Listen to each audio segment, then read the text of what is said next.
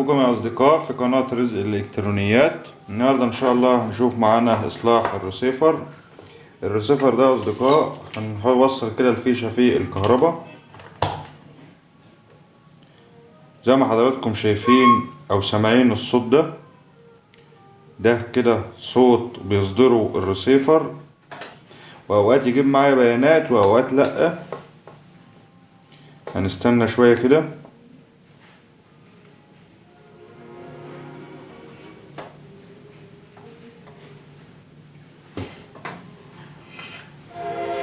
ده كده اللي في الرسيفر، اوقات يجيب عندي زيرو واوقات ما يجيبش.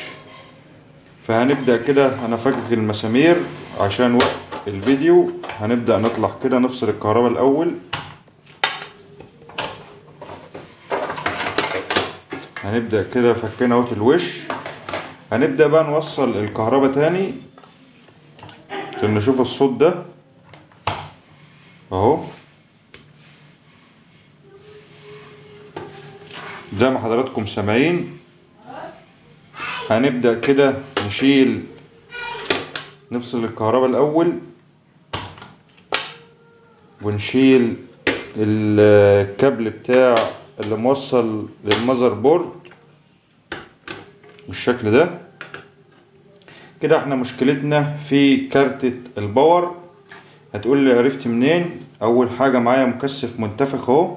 تاني حاجة الصوت أو الصوت اللي هو الصفارة أو الزنة ده صادر من هنا من كارتة الباور. فاحنا كده يا أصدقاء هنفك الكارتة ونشوف مع بعض. هنبدأ كده بنفك صليبة ونفك مسامير بتاعة الكارتة دي ونطلع بيها عشان نشوف المشكلة بتاعتنا ونعالجها إن شاء الله مع بعض. أول ما فكيت الكارتة كده يا أصدقاء اهي، هنركن بقى الرسيفر وهنبدأ دلوقتي. أول حاجة هنعملها يا أصدقاء، أول حاجة هنغير معانا المكثف المنتفخ ده ونشوف المشكلة هتروح معانا ولا في حاجة تاني. هي كده في الغالب هتبقى كده مشكلة مكثفات، لأن الصوت اللي طالع ده كده بيصدر كده من المكثف. فهنشوف كده نغير المكثف المنتفخ ده قيمته كده 2200 مايكرو على 10 فولت. بعد ما فكيت المكثف يا أصدقاء منتفخ معايا وطالع من هنا بره اهو. هنبدأ نجيب واحد غيره كده ونشوف مع بعض. ما لقيتش 2200 يا أصدقاء، فلقيت المكثف ده 3300 مايكرو على 25 فولت يشتغل مكانه مفيش أي مشكلة. هنبدأ كده نركبه، بس طبعا هنا الدنيا ضيقة وده رجله قصيرة، فهنبدأ نطوله كده بأي سلك وهنشوف مع بعض. بعد ما طولت أطراف المكثف يا أصدقاء جيت مركبه اهو. هنبدأ بقى نلحمه. هنلحم الأطراف بتاعته، طبعا السالب مع السالب والموجب مع الموجب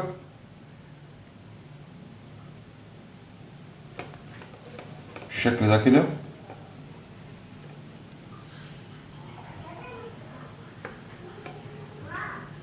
بعد ما لحمناه هنقصف بقى الزيادة بتاع الأطراف دي.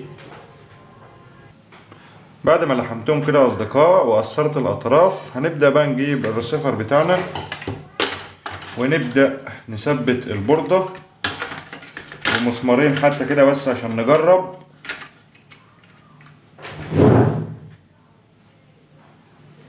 هنبدأ كده نثبت البوردة اهوت يا أصدقاء.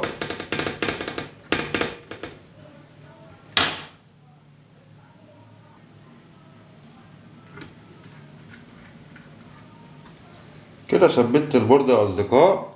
هنبدأ بقى نركب السوكت أو الجاك اللي بياخد من البوردة يودي للمذر بورد. هنركبه كده بالشكل ده اهو.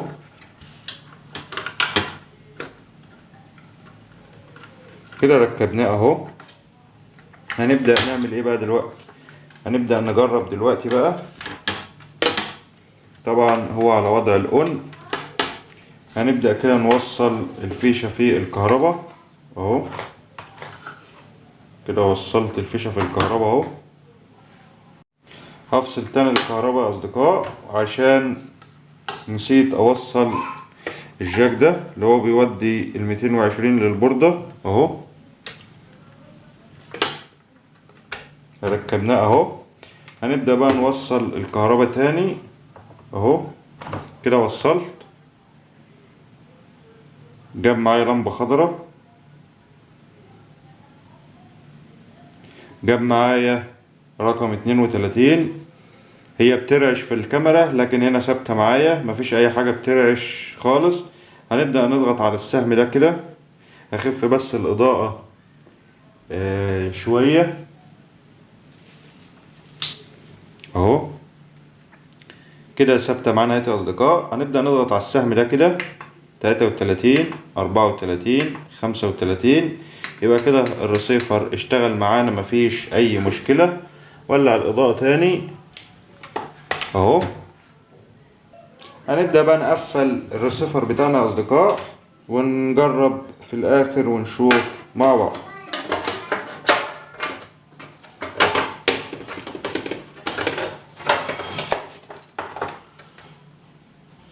بعد ما قفلت الريسيفر كده يا اصدقاء هنبدأ بقى نوصل فيه الكهرباء. كده انا وصلت.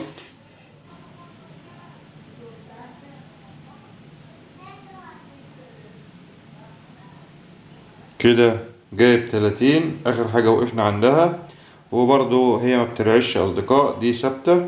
كده اشتغل معانا اهو مفيش اي مشكلة.